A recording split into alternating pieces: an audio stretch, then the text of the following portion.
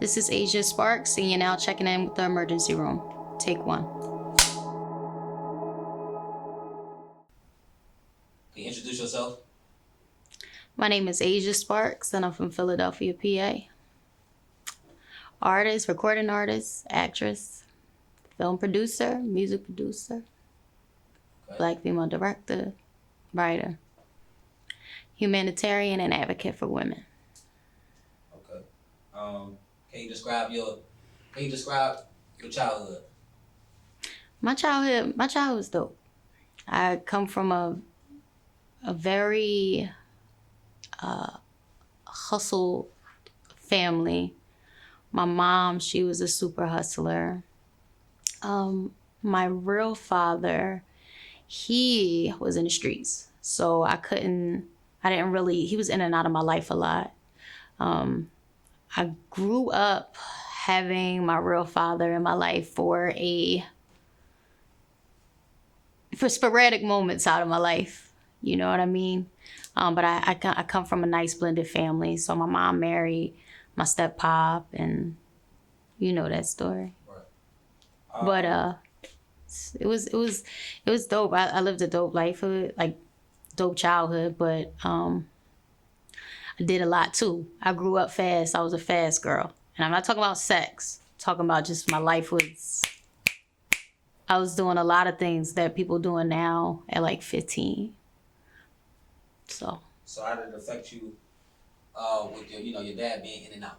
Like how did that affect you? Back in the day, I guess it was like out of sight, out of mind. My mom, she gave us like that build and mold as the strong Black woman that you kind of just have to like tough it out.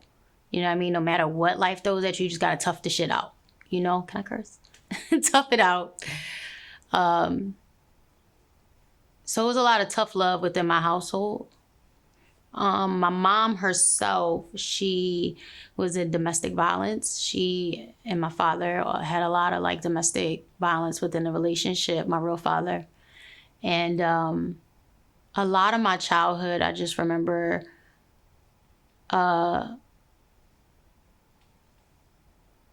abuse when I was in that household. I remember this one time, I'm talking about my real father, not my stepdad, but I remember this one time, something happened. I was too young. I don't remember necessarily everything that happened, but I remember yelling and fighting downstairs, and I have my older sister, Jasmine, and I went to the kitchen, and I pulled a knife on my dad, and he pulled the knife away from me. He was like, "Don't you ever fucking pull a knife on me again," right? And I just remember being like 2, ready to piss my pants. But he got locked up. He went to jail because he was in and out of the streets. And my mom met my step pop, Bear Brooks. He's like my dad. And from there, things were different. It was always difficult to have, somebody raise your daughters, Right. But now that I'm an adult, Have you ever experienced domestic violence yourself? yeah.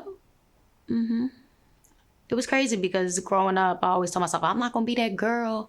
But it's a lot of situations. Like I said, there's a lot of situations that add to that. There's not just physical violence. There's financial violence, emotional violence, mental abuse, to a point where somebody's breaking you down mentally, where you don't think that you're good enough to leave, or you don't think that you deserve more or better. You know what I'm saying? And then there's the financial thing. If you living with somebody who's domestically violent, oh, I got all my shit here. Where am I going to move to? How am I going to take this out without him noticing? Things like that. But that's another story. We gotta get into that. For sure. Let's get into it. Okay. You want to know where it started? For sure. If you can just give us, understanding on how it played out for you? Well, I think if I'm going to talk about my domestic violence, I have to go back. Because a lot of from the domestic violence situation that my mom and my real father has had, I come from a blended family, and a lot of the people within my blended family, we're goal driven, and we're extremely successful. No matter if we do hair, no matter what, it's because we have them core hustle, old school values within our family.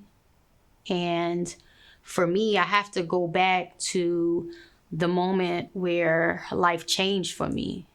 It was the moment where I became a type 1 diabetic when I was 12. I was diagnosed when I was 12. From the time I was 9 to 12, I was going through a lot of health changes. I was a 00. Told you I was slim like Coily Ray. Like, imagine me slim, beautifully slim. I had raccoon circles around my eyes because I was a diabetic, and because it was an immune response. I used to have eczema really bad. So I struggled with a lot of depression and confidence growing up, because I used to wear hoodies and sweatshirts in the summertime. Because people used to say, yo, she got skin cancer. Yo, she anorexic. And that's what I said. Kids be bullying. That's what I'm saying. Kids are bullies, but I encourage people not to bully anybody, because you never know what that person is going through. I've had lower moments where I felt like I didn't want to be here, and I'm like, dang, it was sad because I was only 12. But switching back into gears, I came from a goal-driven family. My mom has 3 master's degrees that she's worked extremely hard for, with 2 kids, by herself, and then married a man. And for me, I felt like a lot of the things that I was going through wasn't understood, because no one in my household had a disease that could possibly kill them, or everybody in my household had control over their bodies except me. I used to sleepwalk. I used to have night terrors, and I never understood why I didn't have control over my body. I would wake up and I'll be asleep, but I'll be trying to like fight for my life, and I'm like moving, and I'm like, you ever see, like, they say don't wake up a sleepwalker because you just hitting stuff? Like, when I was a kid, I used to just do stuff like that, and I never understood why. One time I walked out of a hotel room. And with those moments, I felt like I wasn't understood within my house, because I would go through these depressing moments, and I'm like, nobody believes that I'm sick. Nobody believes. My mom was like, and I love my mom. I don't blame my mom for a single thing. She's like, my baby's going to be a model. But long and behold, like, I wasn't, just like a lot of mother-daughter relationships. And this is why I talk to women and children, is because the dynamic is like mother and daughter. It's very hard. I envy the people that can go and tell their mom anything.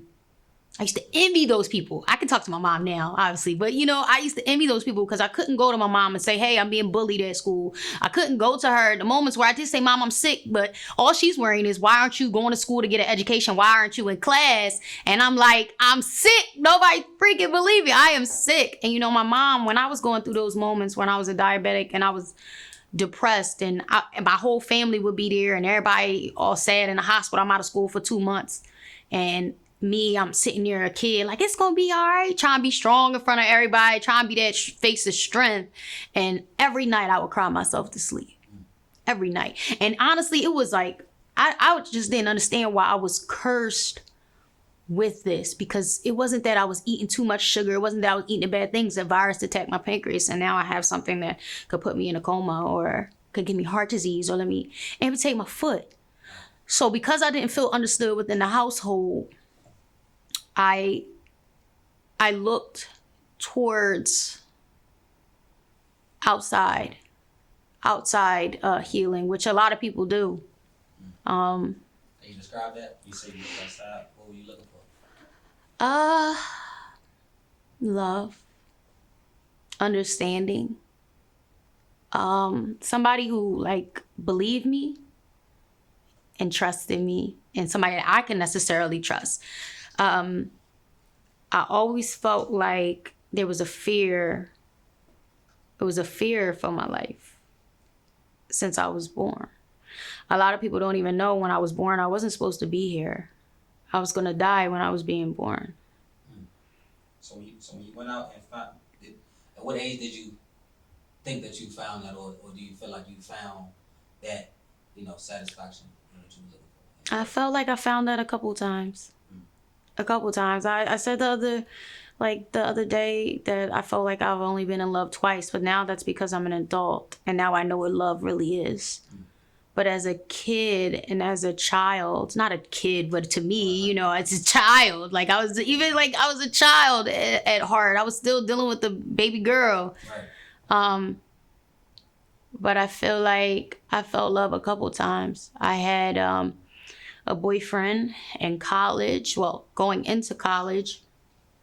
And he, Quan, and he had, he used to be in the streets and just young, but he used to do a lot. He was a big street guy. And he called me one day, and he was a good dude too, by the way, might I add. I know it's kind of like, you gotta, if you're gonna do bad scale, you gotta do good scale. So he's like, he's doing bad things in the streets, but he's also every other day dropping off clothes and toys to shelters, and I start businesses, and he's buying gifts for his mom and his sister and just buying stuff to give it away. He's one of those people. So he had a good heart. And one day he had called me and it was like, I really want to give up the streets. I really just want to give up. I want to go to church and I want to do right. I want to do right. I want my grandmother and my mother to be proud of me.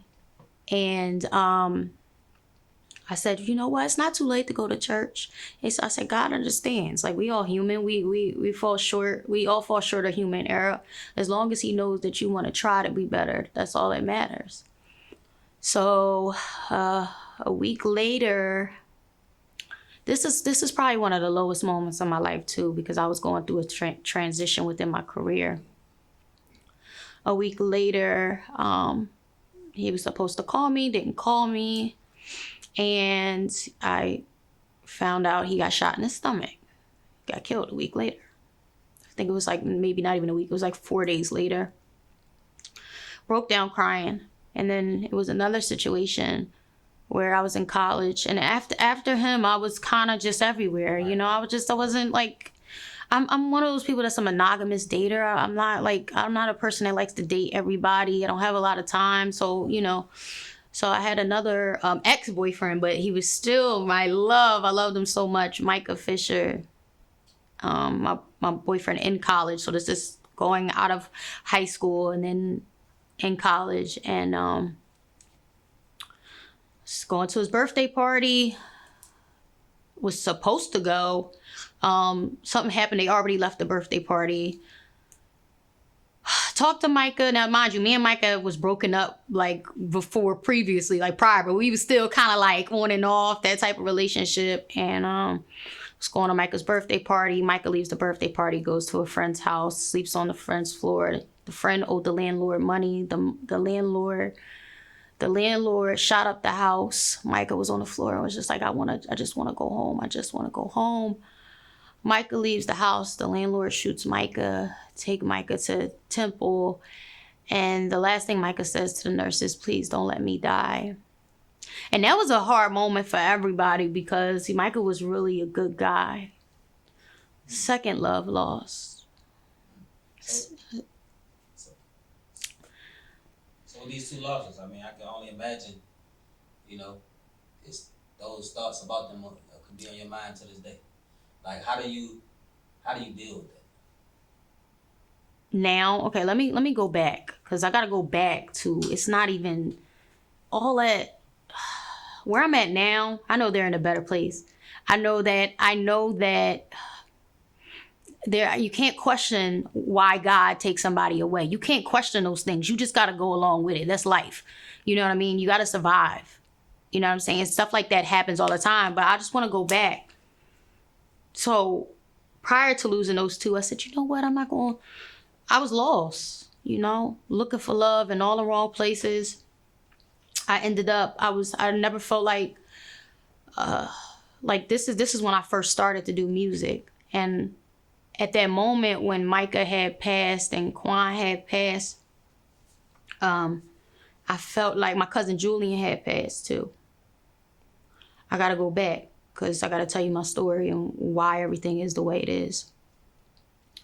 My cousin, so within the midst, it was Quan, it was Micah, and it was Julian back to back. And this was after Quan. So after Quan died, I had a little short moment of being free and just figuring out college and stuff like that. So I had a moment where I was trusting in the wrong people, just being around the wrong people. And in college, I was sexually assaulted by a friend. And that moment, I had told Micah, and I had told my cousin Julian. It was actually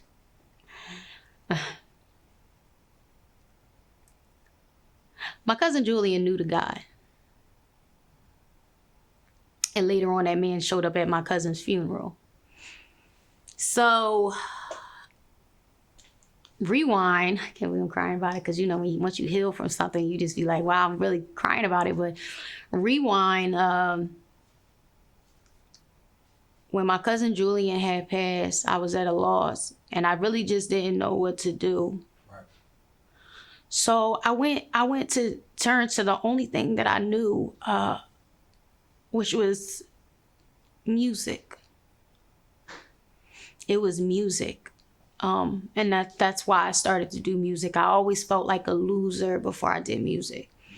And then once I did music, it saved my life.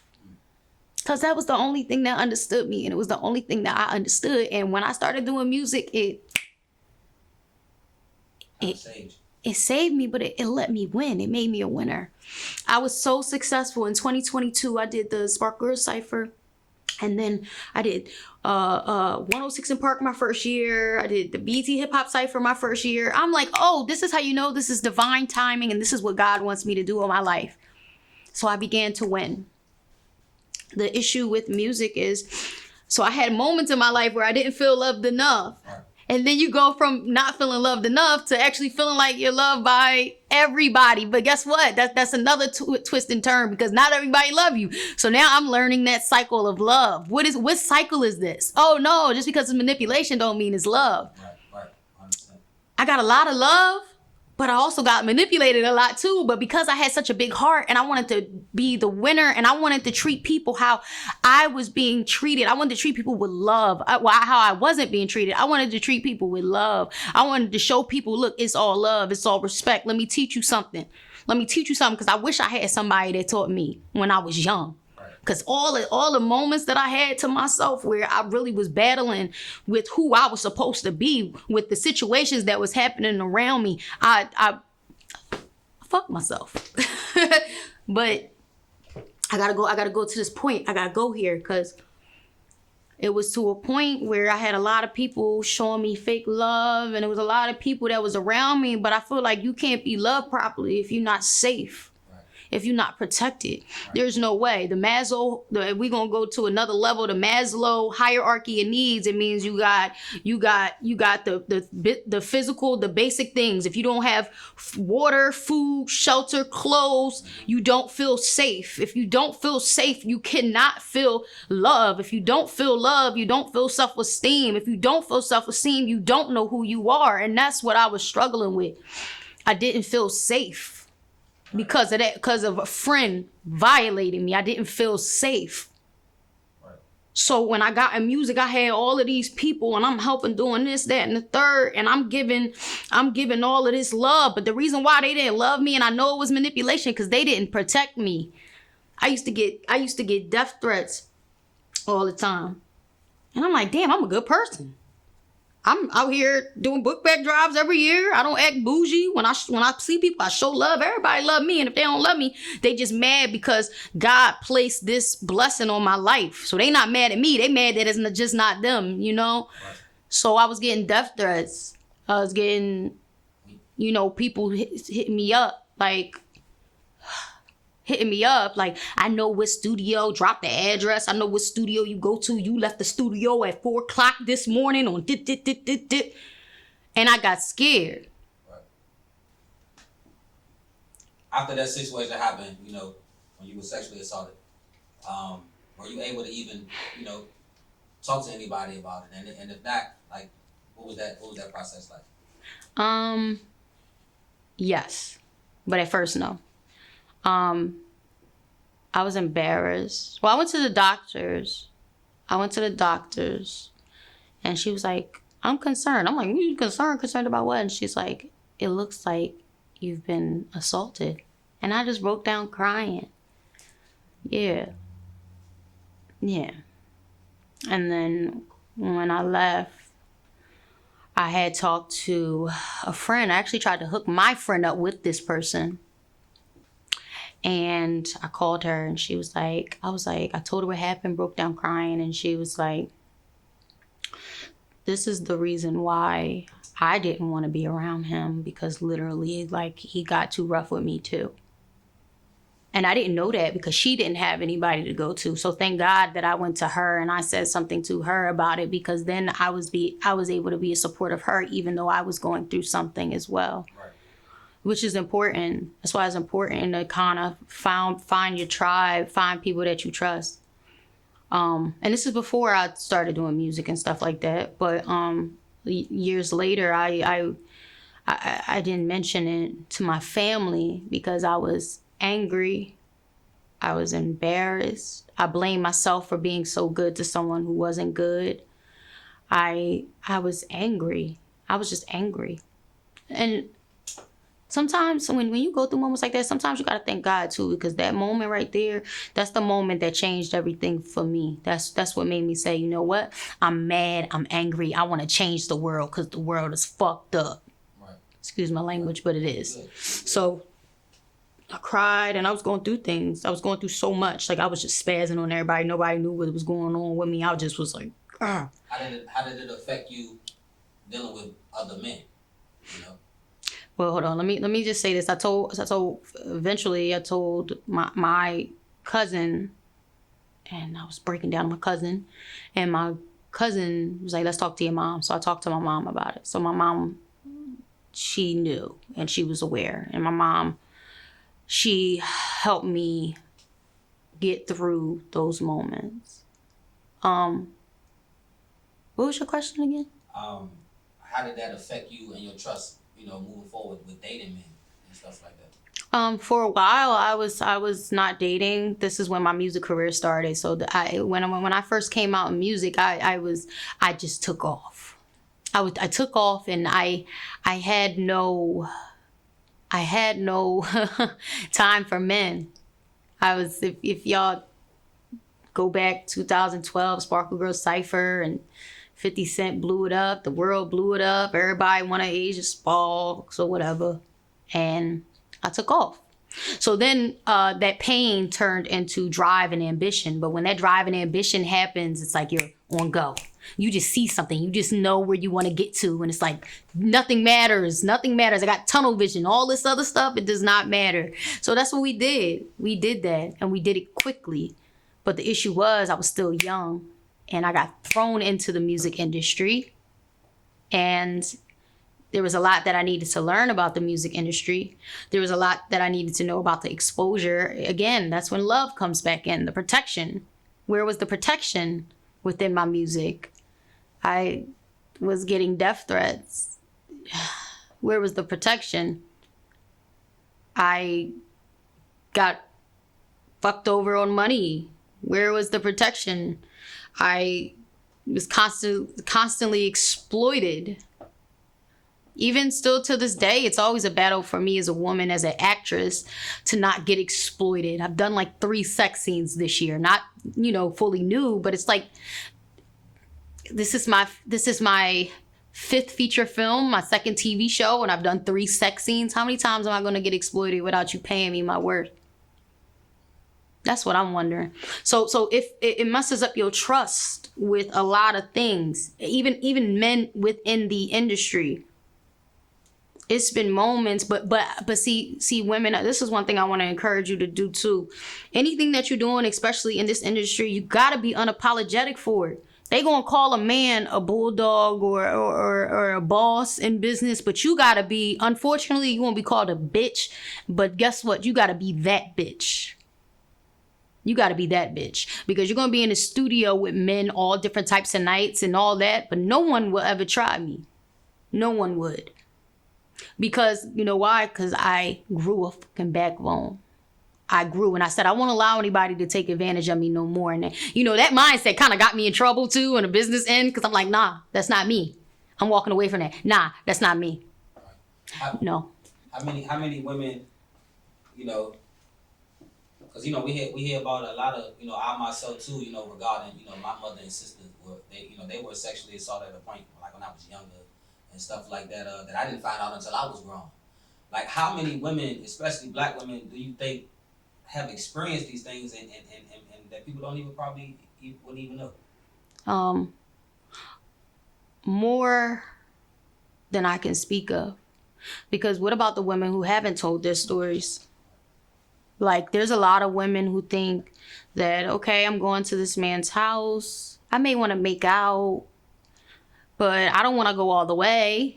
And it'd be a moment where it may not be a physical, no, stop, you're raping me. But it might be a moment where it's like, I don't want to go too fast. Like, chill. He pressure you, or he make you think like, oh, come on, baby. Like, just a little bit. And then to a point where it's like females, and no matter how tough we try to play or put out, like, ultimately we're afraid of men.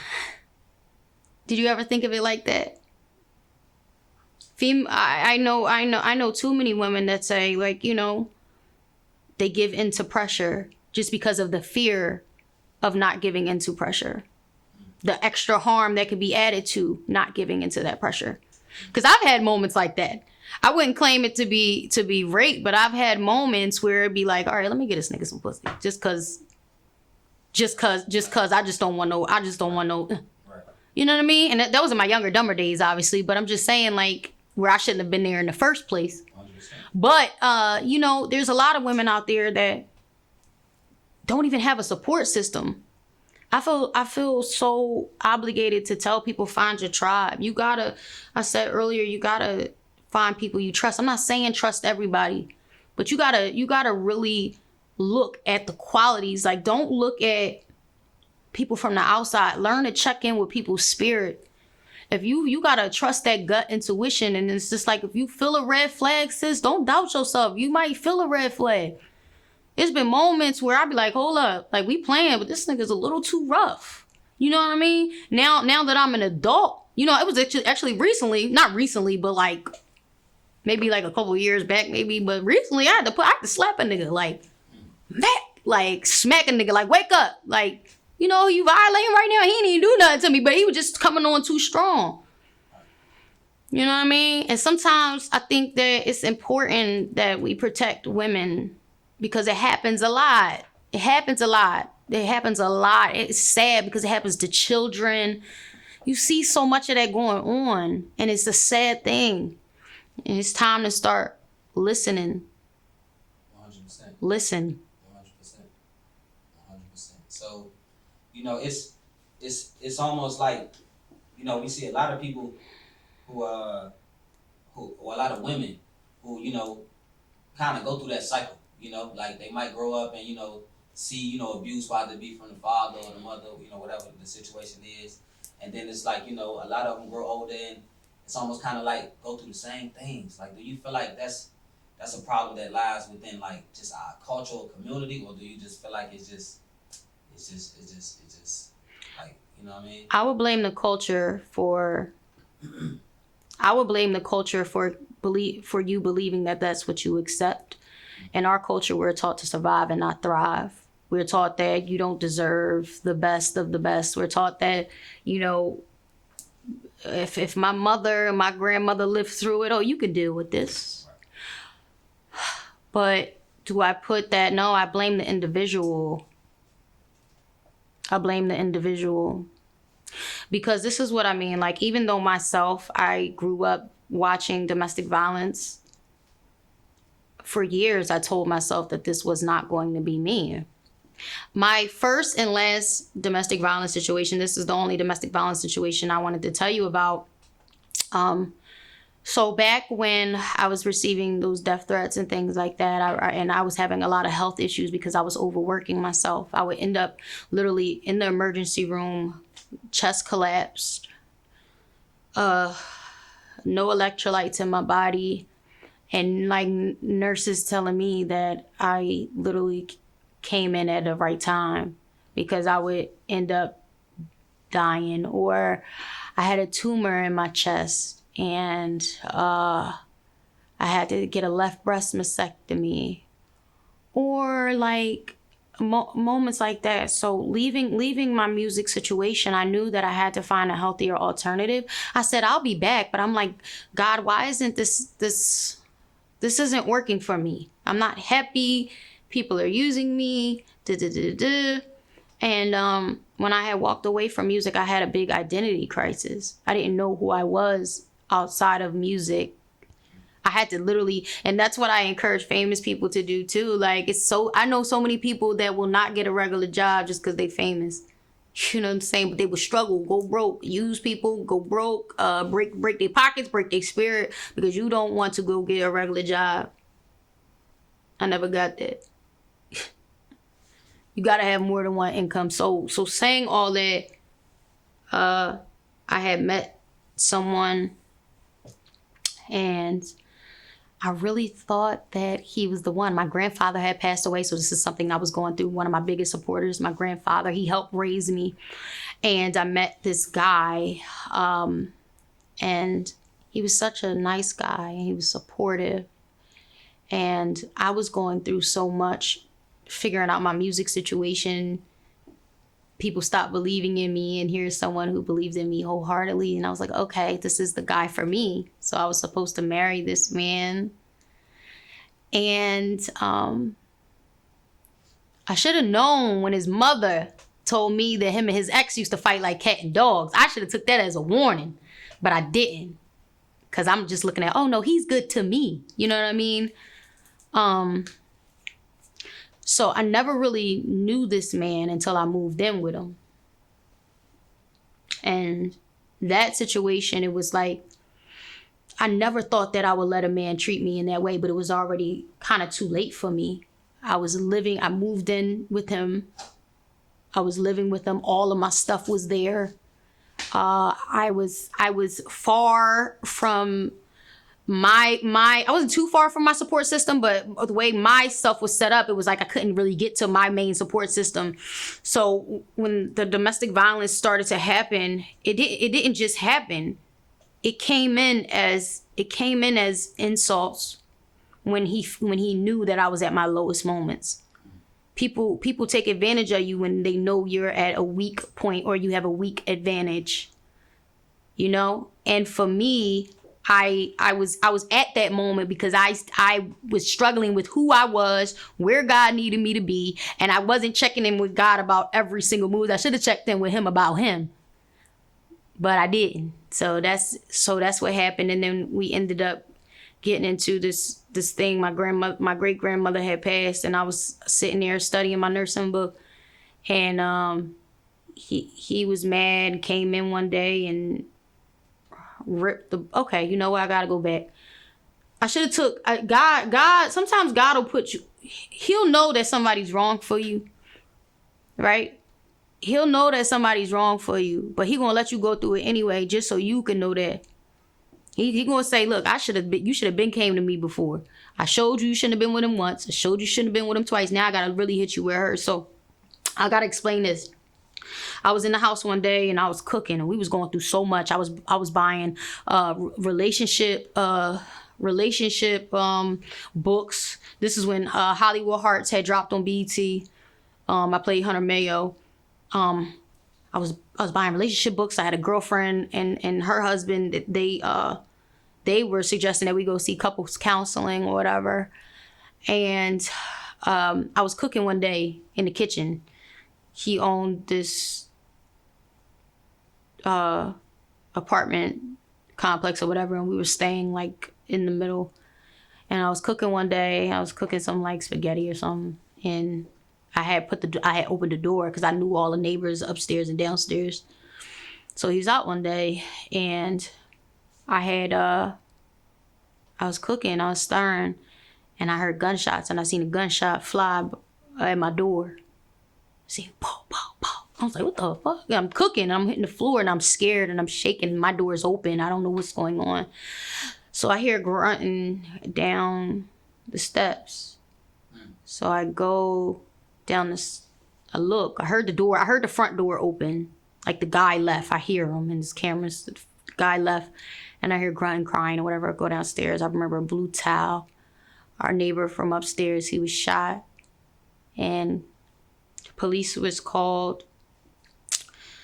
And we couldn't leave the apartment building.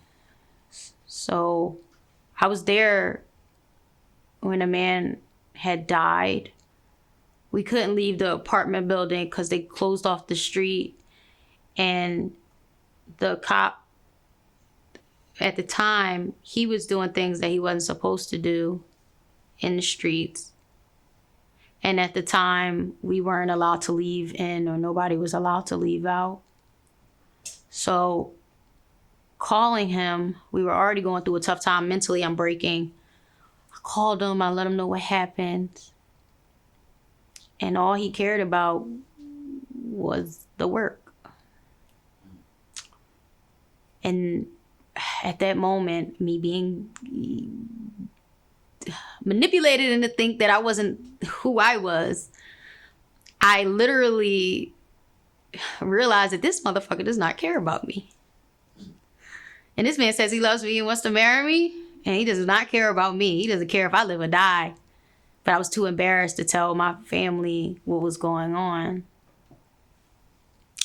So anyway, my great grandmother had died, and I was already done. I was leaving. I was just like taking a little bit out at a time because I didn't want him to notice I was leaving, but I had the TVs and all types of stuff. So I'm taking a little bit out at a time. He comes home. He rips my nursing book up. Mind you, nursing books are expensive as heck. So like I'm like, dude, you just ripped my nursing book up. Like, no. Like, and I'm the type, I don't like to argue. If I'm arguing, I'm going to leave. But he didn't want me to leave. He never wanted me to go. He always wanted me to stay. And then he always just wanted me to do the things that he wanted me to do and just shut up about it. So we got into a fight.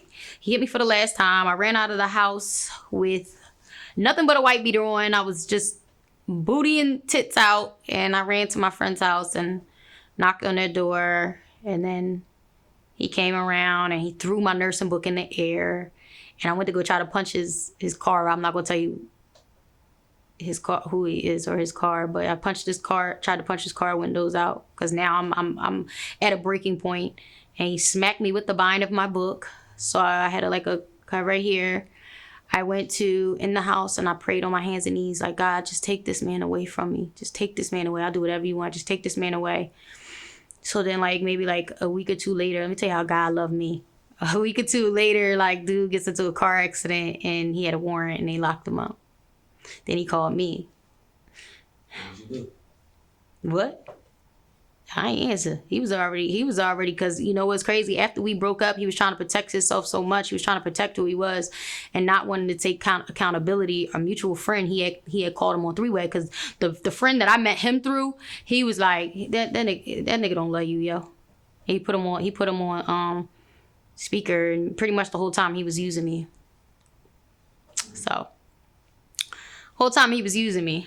And I didn't pick up. I was happy. I said, God, you answer my prayers. But, at that moment, those words that he said to me, that beat down, that breakdown, and that process of domestic violence, that the abuser tends to do, it's a psychological thing.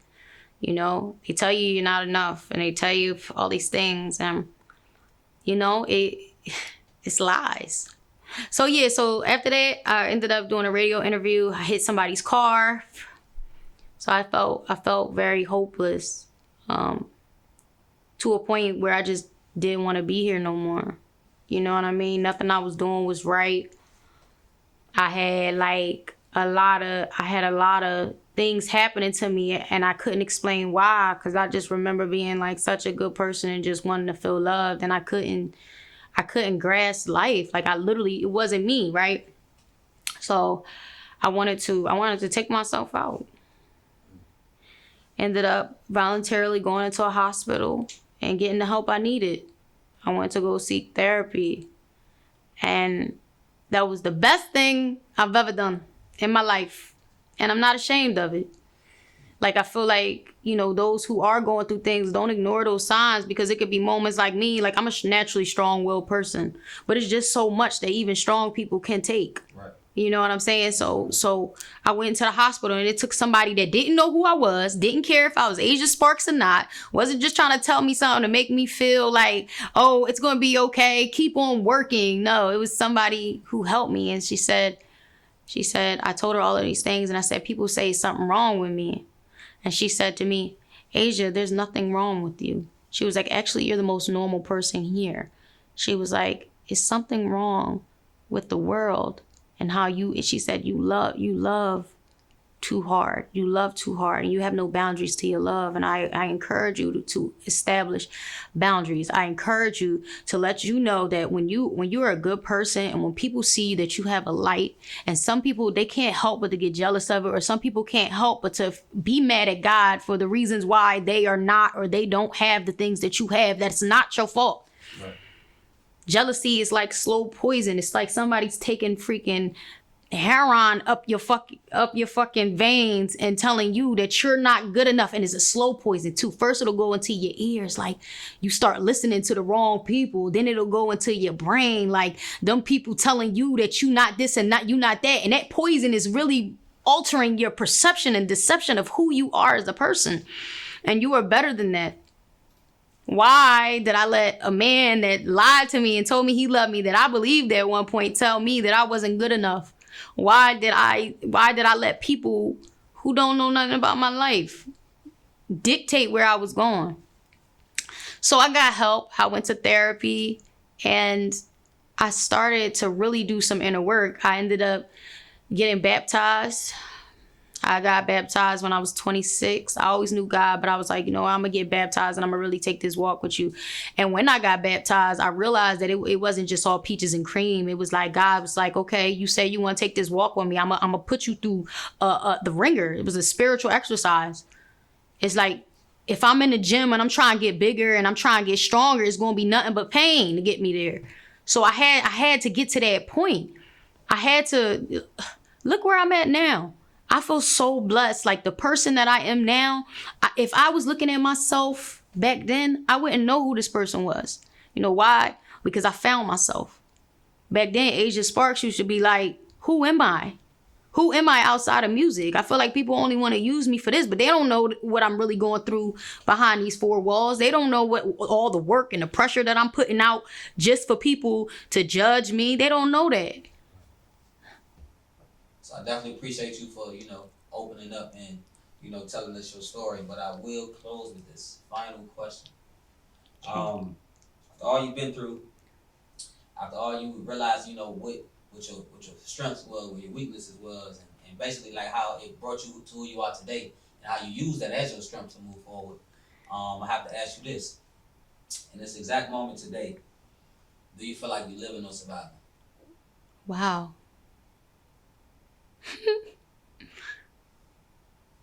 Can I say both? Because I feel like the world we live in today with COVID-19 and everything, like, we're all trying to survive out here. I mean, I ain't gonna sit there and act like I'm beyond the point of survival. I'm healed, yes. I'm healed and I'm living, yes. I feel like the chains have been broken. But I would be out of my mind if I wouldn't say that the world we live in, I would be a fool if I said I wouldn't be surviving. I would be a fool. We are all surviving. We are all trying to survive, and it's okay. But guess what? I'm living. I'm surviving, and I'm also thriving. And I don't take none of the credit for it. I give it to God. So I'm living, I'm surviving, I'm maintaining, I'm thriving. I'm taking in the pain and the past, and I'm making it become a part of me. And I'm standing in it every moment of my life. You know why I got to do that? Because the moments, I feel like when you rising and when you going up, life don't get easier. Life get harder. You just get better at it. You just get better at surviving. You get better. You get smarter. You know how to make the plays. You know what to do and what not to do. And that's what I'm doing now. So yeah, I'm doing everything. I'm living, I'm thriving, I'm surviving, praying.